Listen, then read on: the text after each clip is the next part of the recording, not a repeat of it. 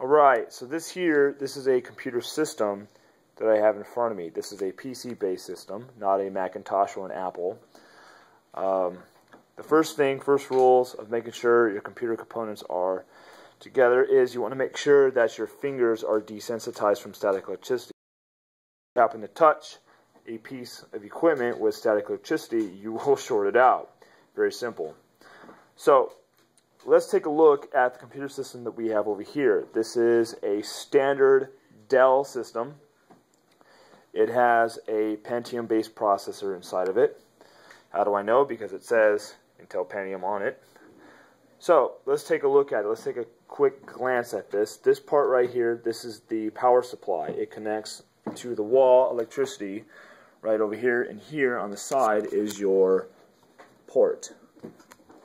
Over here on this side, we have the CD-ROM drive. This controls your CDs and DVDs. Right over here, it is connected. On this side back here, you have your hard drive. You can't really see it, but it's back there. It's right here. This connects, or it stores all your data. Over here on this side, you have your floppy drive, which a lot of computers nowadays don't have floppy drives, but this model does.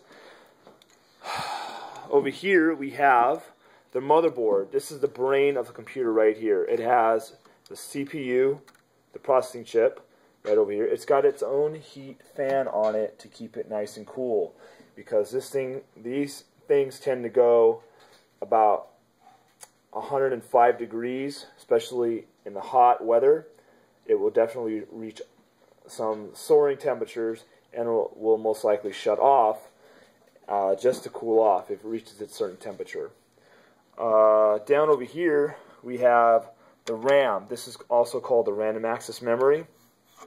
What the job of the RAM does is it stores data temporarily. It actually gives you storage. Like, for example, if you copy something to the clipboard and you want to paste it somewhere else, what happens is the data is then stored on the RAM and then it's later used somewhere else. It also dictates how fast computer components are installed, or I should say software is installed. The more RAM you have, the faster things will run. And it also pairs up with your CPU system right here. This is a cooling fan right over there also.